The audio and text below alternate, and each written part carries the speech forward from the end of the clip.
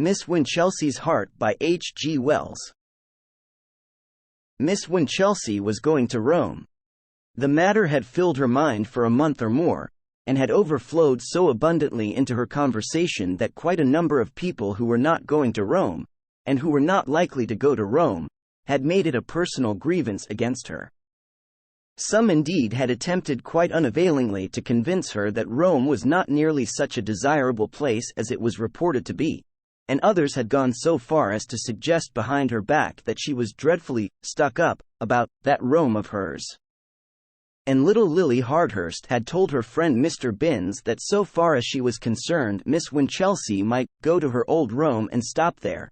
She, Miss Lily Hardhurst, wouldn't grieve.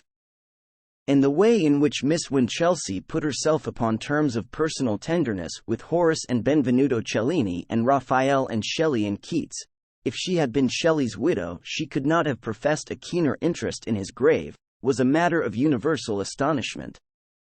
Her dress was a triumph of tactful discretion, sensible, but not too touristy. Miss Winchelsea had a great dread of being touristy, and her Baedeker was carried in a cover of grey to hide its glaring red. She made a prim and pleasant little figure on the Charing Cross platform, in spite of her swelling pride, when at last the great day dawned, and she could start for Rome. The day was bright, the Channel passage would be pleasant, and all the omens promised well. There was the gayest sense of adventure in this unprecedented departure. She was going with two friends who had been fellow students with her at the training college, nice honest girls both, though not so good at history and literature as Miss Winchelsea. They both looked up to her immensely, though physically they had to look down, and she anticipated some pleasant times to be spent in stirring them up to her own pitch of aesthetic and historical enthusiasm. They had secured seats already, and welcomed her effusively at the carriage door. In the instant criticism of the encounter she noted that Fanny had a slightly touristy leather strap, and that Helen had succumbed to a serge jacket with side pockets, into which her hands were thrust. But they were much too happy with themselves and the expedition for their friend to attempt any hint at the moment about these things. As soon as the first ecstasies were over, Fanny's enthusiasm was a little noisy and crude, and consisted mainly in emphatic repetitions of, "Just fancy. We're going to Rome, my dear, Rome." They gave their attention to their fellow travelers. Helen was anxious to secure a compartment to themselves, and, in order to discourage intruders, got out and planted herself firmly on the step. Miss Winchelsea peeped out over her shoulder, and made sly little remarks about the accumulating people on the platform, at which Fanny laughed gleefully. They were travelling with one of Mr. Thomas Gunn's parties, 14 days in Rome for £14. They did not belong to the personally conducted party, of course. Miss Winchelsea had seen to that, but they travelled with it because of the convenience of that arrangement. The people were the oddest mixture, and wonderfully amusing. There was a vociferous red-faced polyglot personal conductor in a pepper and salt suit, very long in the arms and legs and very active. He shouted proclamations. When he wanted to speak to people he stretched out an arm and held them until his purpose was accomplished. One hand was full of papers, tickets, counterfoils of tourists. The people of the personally conducted party were, it seemed, of two sorts: people the conductor wanted and could not find, and people he did not want and who followed him in a steadily growing tail up and down the platform. These people seemed, indeed, to think that their one chance of reaching Rome lay in keeping close to him. 3 little old ladies were particularly energetic in his pursuit, and at last maddened him to the pitch of clapping them into a carriage and daring them to emerge again. For the rest of the time, 1, 2, or 3 of their heads protruded from the window wailing inquiries about a little wickerwork box, whenever he drew near. There was a very stout man with a very stout wife in shiny black. There was a little old man like an aged ostler. "What can such people want in Rome?" asked Miss Winchelsea. "What can it mean to them?" There was a very tall curate in a very small straw hat, and a very short curate encumbered by a long camera stand. The contrast amused Fanny very much. Once they heard someone calling for Snooks. "I always thought that name was invented by novelists," said Miss Winchelsea. "Fancy. Snooks. I wonder which is Mr. Snooks." Finally, they picked out a very stout and resolute little man in a large check suit. "If he isn't Snooks, he ought to be," said Miss Winchelsea. Presently, the conductor discovered Helen's attempt at a corner in carriages. "Room for 5, he bawled with a parallel translation on his fingers. A party of 4 together, mother, father, and 2 daughters, blundered in, all greatly excited. "It's all right, Ma, you let me," said one of the daughters, hitting her mother's bonnet with a handbag she struggled to put in the rack. Miss Winchelsea detested people who banged about and called their mother, Ma. A young man traveling alone followed. He was not at all touristy in his costume, Miss Winchelsea observed. His Gladstone bag was of good pleasant leather with labels reminiscent of Luxembourg and Ostend, and his boots, though brown, were not vulgar. He carried an overcoat on his arm. Before these people had properly settled in their places, came an inspection of tickets and a slamming of doors, and behold! They were gliding out of Charing Cross Station on their way to Rome. "Fancy!" cried Fanny. "We are going to Rome, my dear." "Rome? I don't seem to believe it, even now." Miss Winchelsea suppressed Fanny's emotions with a little smile, and the lady who was called Ma explained to people in general why they had cut it so close at the station. The 2 daughters called her Ma several times, toned her down in a tactless, effective way, and drove her at last to the muttered inventory of a basket of traveling requisites. Presently she looked up. "Lor," she said, "I didn't bring them." Both the daughters said, "Oh, Ma," but what them was did not appear. Presently Fanny produced Hare's Walks in Rome, a sort of mitigated guidebook very popular among Roman visitors, and the father of the 2 daughters began to examine his books of tickets minutely, apparently in a search after English words. When he had looked at the tickets for a long time right way up, he turned them upside down. Then he produced a fountain pen and dated them with considerable care. The young man, having completed an unostentatious survey of his fellow travelers, produced a book and fell to reading. When Helen and Fanny were looking out of the window at Chislehurst, the place interested Fanny because the poor dear Empress of the French used to live there. Miss Winchelsea took the opportunity to observe the book the young man held. It was not a guidebook, but a little thin volume of poetry, bound. She glanced at his face. It seemed a refined, pleasant face to her hasty glance. He wore a little gilt pince-nez. "Do you think she lives there now?"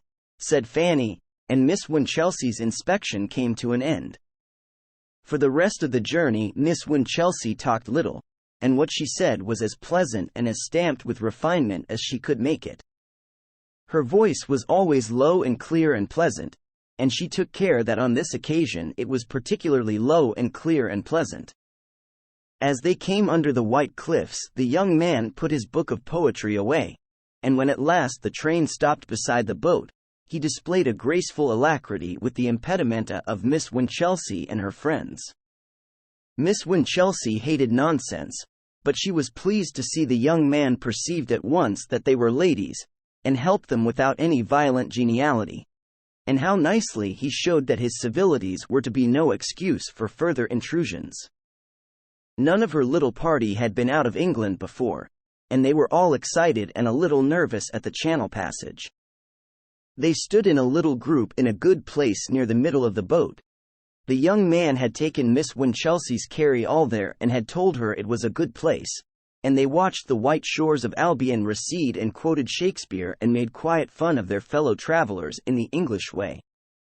They were particularly amused at the precautions the bigger-sized people had taken against the little waves. Cut lemons and flasks prevailed. One lady lay full length in a deck chair with a handkerchief over her face, and a very broad, resolute man in a bright brown, touristy suit walked all the way from England to France along the deck, with his legs as widely apart as Providence permitted. These were all excellent precautions, and nobody was ill. The personally conducted party pursued the conductor about the deck with inquiries in a manner that suggested to Helen's mind the rather vulgar image of hens with a piece of bacon peel, until at last he went into hiding below. And the young man with the thin volume of poetry stood at the stern watching England receding, looking rather lonely and sad to Miss Winchelsea's eye. And then came Calais and tumultuous novelties, and the young man had not forgotten Miss Winchelsea's hold-all and the other little things. All three girls, though they had passed government examinations in French to any extent, were stricken with a dumb shame of their accents, and the young man was very useful. And he did not intrude. He put them in a comfortable carriage and raised his hat and went away. Miss Winchelsea thanked him in her best manner, a pleasing, cultivated manner, and Fanny said he was nice, almost before he was out of earshot. "I wonder what he can be," said Helen. "He's going to Italy, because I noticed green tickets in his book." Miss Winchelsea almost told them of the poetry, and decided not to do so. And presently the carriage windows seized hold upon them and the young man was forgotten. It made them feel that they were doing an educated sort of thing to travel through a country whose commonest advertisements were in idiomatic French, and Miss Winchelsea made unpatriotic comparisons because there were weedy little signboard advertisements by the railside instead of the broad hoardings that deface the landscape in our land.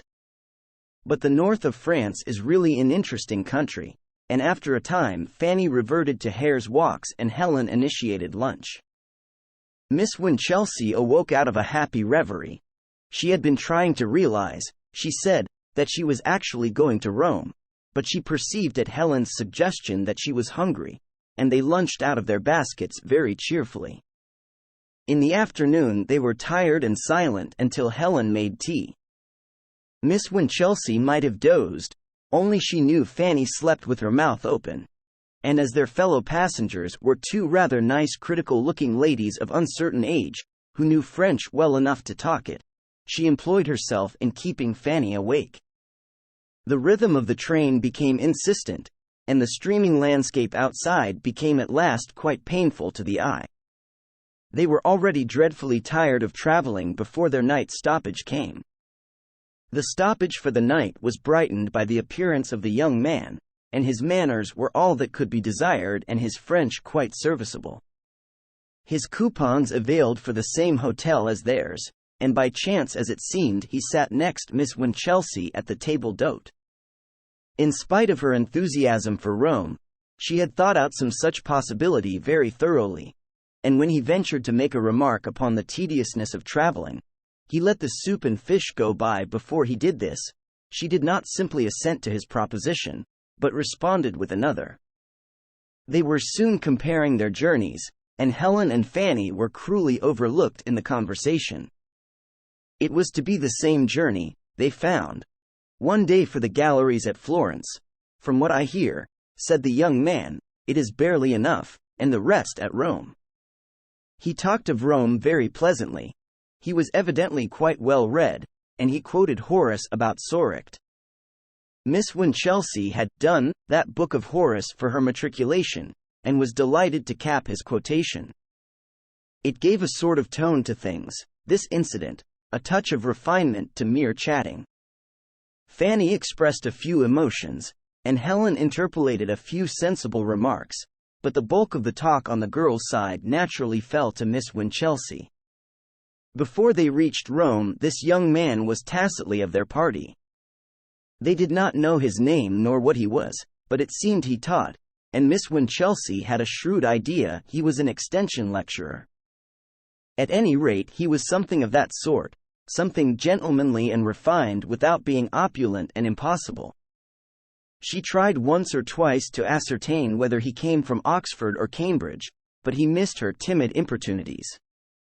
She tried to get him to make remarks about those places to see if he would say, "Come up," to them instead of "Go down." She knew that was how you told a varsity man. He used the word varsity, not university, in quite the proper way. They saw as much of Mr. Ruskin's Florence as the brief time permitted. He met them in the Pitti Gallery and went round with them, chatting brightly, and evidently very grateful for their recognition.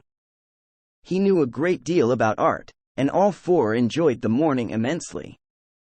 It was fine to go round recognizing old favorites and finding new beauties, especially while so many people fumbled helplessly with Baedeker. Nor was he a bit of a prig, Miss Winchelsea said, and indeed she detested prigs. He had a distinct undertone of humor, and was funny, for example, without being vulgar, at the expense of the quaint work of Beato Angelico. He had a grave seriousness beneath it all, and was quick to seize the moral lessons of the pictures. Fanny went softly among these masterpieces. She admitted she knew so little about them, and she confessed that to her they were all beautiful. Fanny's beautiful inclined to be a little monotonous, Miss Winchelsea thought. She had been quite glad when the last sunny Alp had vanished, because of the staccato of Fanny's admiration. Helen said little, but Miss Winchelsea had found her a little wanting on the aesthetic side in the old days and was not surprised. Sometimes she laughed at the young man's hesitating, delicate little jests, and sometimes she didn't, and sometimes she seemed quite lost to the art about them in the contemplation of the dresses of the other visitors. At Rome, the young man was with them intermittently. A rather touristy friend of his took him away at times. He complained comically to Miss Winchelsea. "I have only 2 short weeks in Rome," he said, "and my friend Leonard wants to spend a whole day at Tivoli, looking at a waterfall." "What is your friend Leonard?" asked Miss Winchelsea abruptly. "He's the most enthusiastic pedestrian I ever met," the young man replied, amusingly, but a little unsatisfactorily, Miss Winchelsea thought.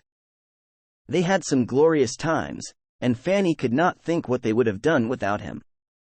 Miss Winchelsea's interest and Fanny's enormous capacity for admiration were insatiable. They never flagged through pictures and sculpture galleries, immense crowded churches, ruins and museums, Judas trees and prickly pears, wine carts and palaces. They admired their way unflinchingly. They never saw a stone pine or a eucalyptus, but they named and admired it. They never glimpsed Zurich, but they exclaimed. Their common ways were made wonderful by imaginative play. "Here Caesar may have walked," they would say. "Raphael may have seen Zurich from this very point. They happened on the tomb of Bibulus." "Old Bibulus," said the young man. "The oldest monument of Republican Rome," said Miss Winchelsea. "I'm dreadfully stupid," said Fanny, "but who was Bibulus?" There was a curious little pause. "Wasn't he the person who built the wall?" said Helen. The young man glanced quickly at her and laughed. "That was Balbus," he said. Helen reddened, but neither he nor Miss Winchelsea threw any light upon Fanny's ignorance about Bibulus. Helen was more taciturn than the other three, but then she was always taciturn, and usually she took care of the tram tickets and things like that, or kept her eye on them if the young man took them, and told him where they were when he wanted them. Glorious times they had, these young people, in that pale brown cleanly city of memories that was once the world. Their only sorrow was the shortness of the time. They said indeed that the electric trams and the 70 buildings, and that criminal advertisement that glares upon the Forum, outraged their aesthetic feelings unspeakably, but that was only part of the fun. And indeed Rome is such a wonderful place that it made Miss Winchelsea forget some of her most carefully prepared enthusiasms at times, and Helen, taken unawares, would suddenly admit the beauty of unexpected things. Yet Fanny and Helen would have liked a shop window or so in the English Quarter if Miss Winchelsea's uncompromising hostility to all other English visitors had not rendered that district impossible. The intellectual and aesthetic fellowship of Miss Winchelsea and the scholarly young man passed insensibly towards a deeper feeling. The exuberant Fanny did her best to keep pace with their recondite admiration by playing her beautiful with vigor, and saying, "Oh, let's go," with enormous appetite whenever a new place of interest was mentioned. But Helen developed a certain want of sympathy towards the end, That disappointed Miss Winchelsea a little. She refused to see anything in the face of Beatrice Cenci, Shelley's Beatrice Cenci, in the Barberini Gallery. And one day, when they were deploring the electric trams, she said rather snappishly that people must get about somehow, and it's better than torturing horses up these horrid little hills. She spoke of the 7 hills of Rome as horrid little hills. And the day they went on the Palatine, though Miss Winchelsea did not know of this, she remarked suddenly to Fanny, "Don't hurry like that, my dear. They don't want us to overtake them. And we don't say the right things for them when we do get near." "I wasn't trying to overtake them," said Fanny, slackening her excessive pace. "I wasn't indeed." And for a minute she was short of breath. But Miss Winchelsea had come upon happiness. It was only when she came to look back across an intervening tragedy that she quite realized how happy she had been, pacing among the cypress-shadowed ruins, and exchanging the very highest class of information the human mind can possess, the most refined impressions it is possible to convey.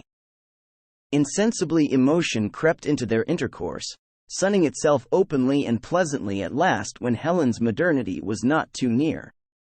Insensibly their interest drifted from the wonderful associations about them to their more intimate and personal feelings.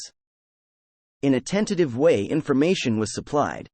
She spoke elusively of her school, of her examination successes, of her gladness that the days of cram were over. He made it quite clear that he also was a teacher. They spoke of the greatness of their calling, of the necessity of sympathy to face its irksome details, of a certain loneliness they sometimes felt. That was in the Colosseum, and it was as far as they got that day, because Helen returned with Fanny. She had taken her into the upper galleries. Yet the private dreams of Miss Winchelsea, already vivid and concrete enough, became now realistic in the highest degree. She figured that pleasant young man, lecturing in the most edifying way to his students, herself modestly prominent as his intellectual mate and helper. She figured a refined little home, with 2 bureaus, with white shelves of high-class books, and autotypes of the pictures of Rossetti and Burne-Jones, with Morris's wallpapers and flowers in pots of beaten copper. Indeed, she figured many things. On the Pincio, the two had a few precious moments together, while Helen marched Fanny off to see the Muro Torto, and he spoke at once plainly. He said he hoped their friendship was only beginning, that he already found her company very precious to him, that indeed it was more than that. He became nervous, thrusting at his glasses with trembling fingers as though he fancied his emotions made them unstable. "I should of course," he said, "tell you things about myself. I know it is rather unusual my speaking to you like this. Only our meeting has been so accidental, or providential, and I am snatching at things. I came to Rome expecting a lonely tour. And I have been so very happy, so very happy.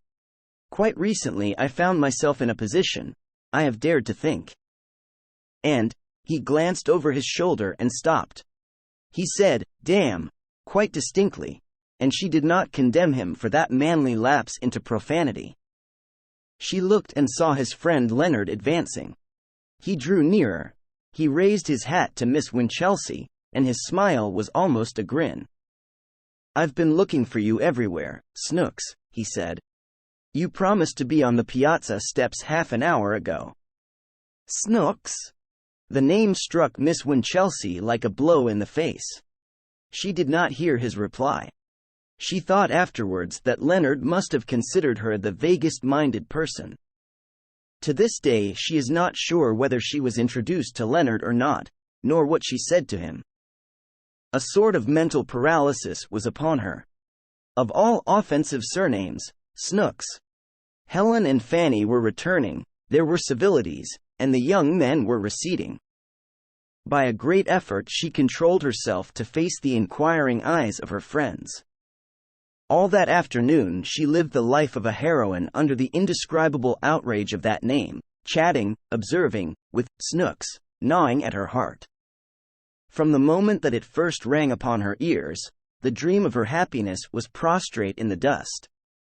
All the refinement she had figured was ruined and defaced by that cognomen's unavoidable vulgarity. What was that refined little home to her now, spite of autotypes, Morris papers, and bureaus?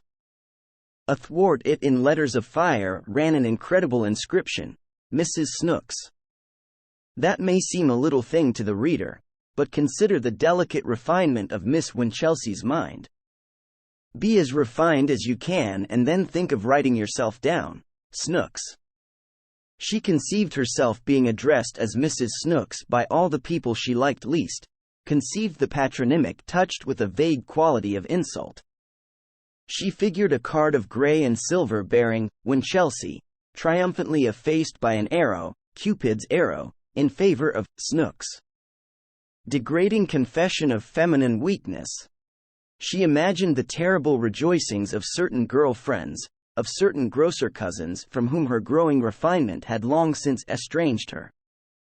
How they would make it sprawl across the envelope that would bring their sarcastic congratulations.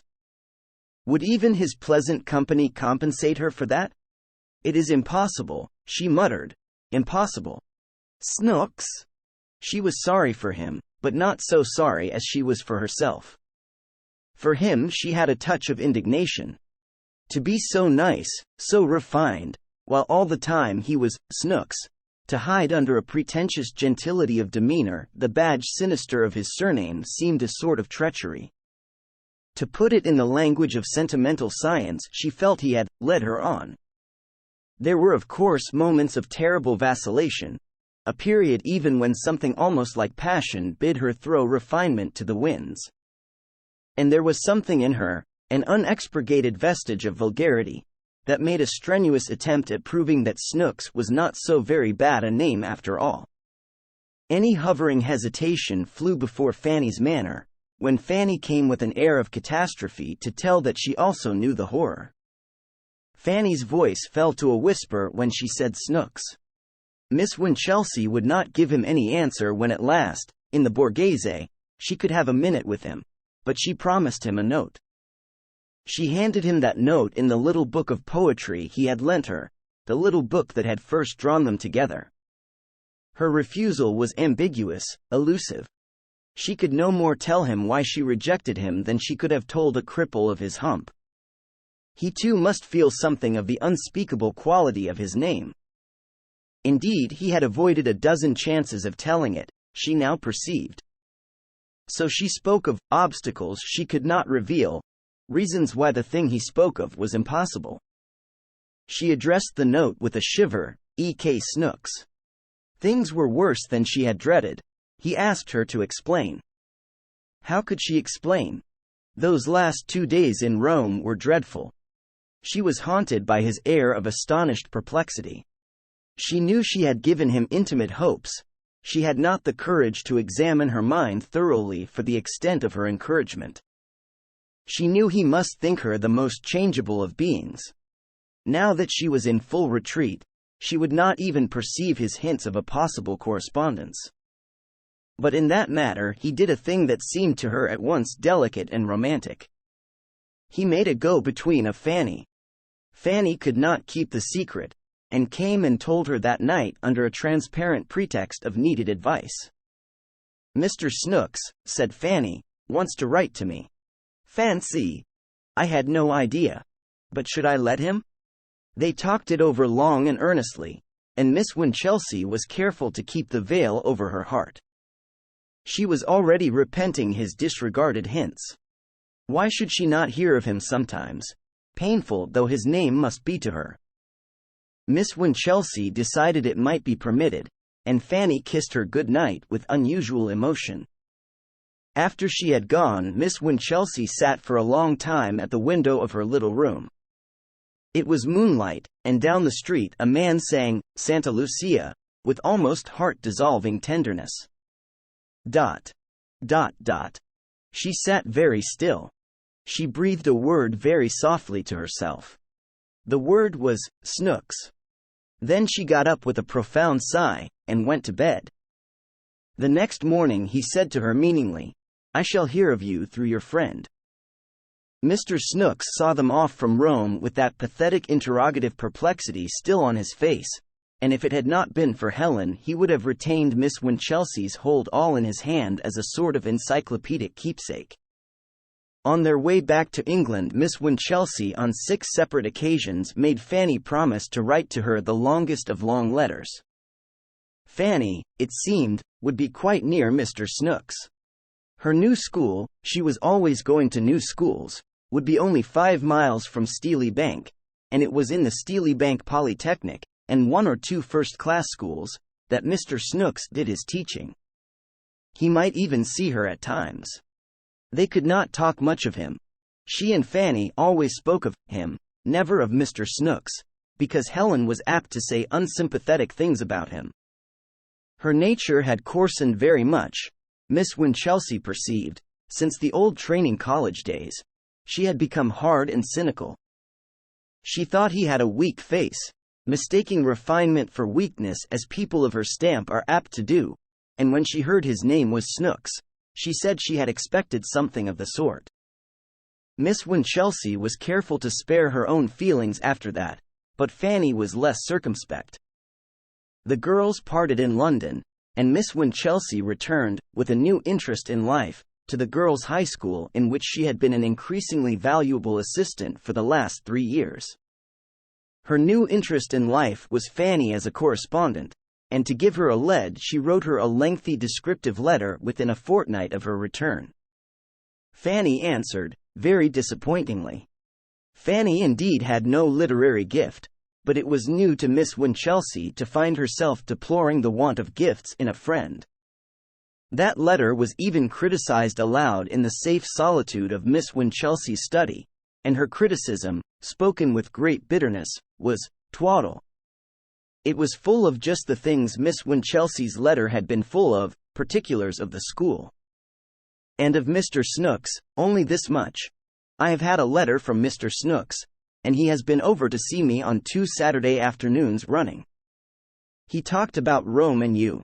We both talked about you. Your ears must have burnt, my dear. ... Quote.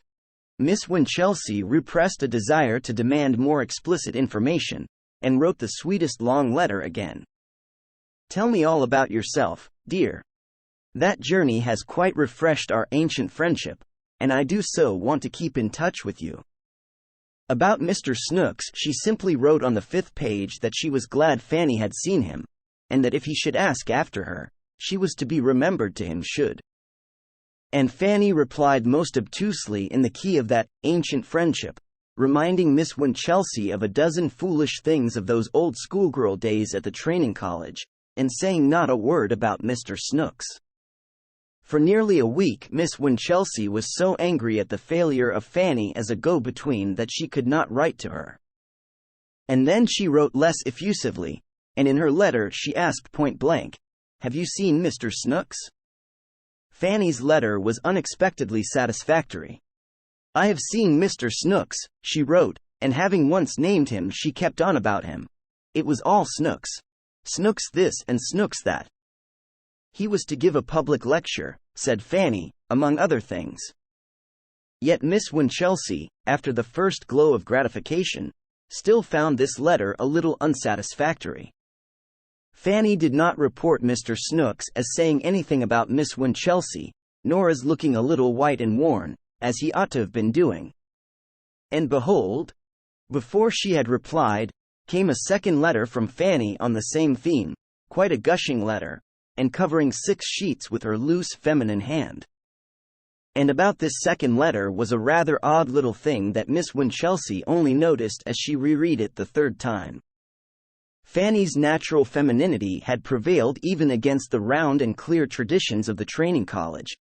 She was one of those she creatures born to make all her M's and N's and U's and R's and E's alike, and to leave her O's and A's open and her I's undotted. So that it was only after an elaborate comparison of word with word that Miss Winchelsea felt assured Mr. Snooks was not really Mr. Snooks at all. In Fanny's first letter of gush he was Mr. Snooks. In her second the spelling was changed to Mr. Snooks. Miss Winchelsea's hand positively trembled as she turned the sheet over. It meant so much to her. For it had already begun to seem to her that even the name of Mrs. Snooks might be avoided at too great a price, and suddenly, this possibility. She turned over the 6 sheets, all dappled with that critical name, and everywhere the first letter had the form of an E. For a time she walked the room with a hand pressed upon her heart. She spent a whole day pondering this change, weighing a letter of inquiry that should be at once discreet and effectual, weighing too what action she should take after the answer came. She was resolved that if this altered spelling was anything more than a quaint fancy of Fanny's, she would write forthwith to Mr. Snooks. She had now reached a stage when the minor refinements of behavior disappear. Her excuse remained uninvented, but she had the subject of her letter clear in her mind, even to the hint that circumstances in my life have changed very greatly since we talked together. But she never gave that hint. There came a third letter from that fitful correspondent Fanny. The first line proclaimed her the happiest girl alive. Miss Winchelsea crushed the letter in her hand, the rest unread, and sat with her face suddenly very still. She had received it just before morning school, and had opened it when the junior mathematicians were well under way. Presently she resumed reading with an appearance of great calm. But after the first sheet she went on reading the third without discovering the error. Told him frankly I did not like his name, the third sheet began. He told me he did not like it himself. You know that sort of sudden frank way he has, Miss Winchelsea did know. So I said, couldn't you change it? He didn't see it at first. Well, you know, dear, he had told me what it really meant. It means Sevenoaks, only it has got down to Snooks. Both Snooks and Noakes, dreadfully vulgar surnames though they be, are really worn forms of Sevenoaks. So I said, even I have my bright ideas at times. If it got down from Sevenoaks to Snooks, why not get it back from Snooks to Sevenoaks? And the long and the short of it is, dear, he couldn't refuse me, and he changed his spelling there and then to Snooks for the bills of the new lecture. And afterwards, when we are married, we shall put in the apostrophe and make it Senoaks. Wasn't it kind of him to mind that fancy of mine, when many men would have taken offense? But it is just like him all over. He is as kind as he is clever. Because he knew as well as I did that I would have had him in spite of it, had he been 10 times Snooks. But he did it all the same. The class was startled by the sound of paper being viciously torn, and looked up to see Miss Winchelsea white in the face, and with some very small pieces of paper clenched in one hand. For a few seconds they stared at her stare, and then her expression changed back to a more familiar one. Has anyone finished number 3? She asked in an even tone. She remained calm after that. But impositions ruled high that day. And she spent 2 laborious evenings writing letters of various sorts to Fanny, before she found a decent congratulatory vein. Her reason struggled hopelessly against the persuasion that Fanny had behaved in an exceedingly treacherous manner. One may be extremely refined and still capable of a very sore heart. Certainly Miss Winchelsea's heart was very sore. She had moods of sexual hostility, in which she generalized uncharitably about mankind. He forgot himself with me, she said. But Fanny is pink and pretty and soft and a fool, a very excellent match for a man. And by way of a wedding present she sent Fanny a gracefully bound volume of poetry by George Meredith, and Fanny wrote back a grossly happy letter to say that it was all beautiful. Miss Winchelsea hoped that some day Mr. Senoaks might take up that slim book and think for a moment of the donor. Fanny wrote several times before and about her marriage, pursuing that fond legend of their ancient friendship, and giving her happiness in the fullest detail. And Miss Winchelsea wrote to Helen for the first time after the Roman journey, saying nothing about the marriage, but expressing very cordial feelings. They had been in Rome at Easter, and Fanny was married in the August vacation. She wrote a garrulous letter to Miss Winchelsea, describing her homecoming, and the astonishing arrangements of their teeny-weeny little house. Mr. Senoks was now beginning to assume a refinement in Miss Winchelsea's memory out of all proportion to the facts of the case, and she tried in vain to imagine his cultured greatness in a teeny-weeny little house. "I'm busy enameling a cozy corner," said Fanny, sprawling to the end of her third sheet, "so excuse more." Miss Winchelsea answered in her best style, gently poking fun at Fanny's arrangements and hoping intensely that Mr. Senoks might see the letter. Only this hope enabled her to write at all, answering not only that letter but one in November and one at Christmas. The two latter communications contained urgent invitations for her to come to Steely Bank on a visit during the Christmas holidays. She tried to think that he had told her to ask that, but it was too much like Fanny's opulent good nature. She could not but believe that he must be sick of his blunder by this time, and she had more than a hope that he would presently write her a letter beginning, "Dear friend." Something subtly tragic in the separation was a great support to her, a sad misunderstanding. To have been jilted would have been intolerable. But he never wrote that letter beginning, "Dear friend." For 2 years Miss Winchelsea could not go to see her friends.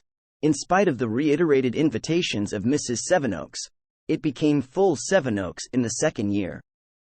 Then one day near the Easter rest she felt lonely and without a soul to understand her in the world, and her mind ran once more on what is called platonic friendship.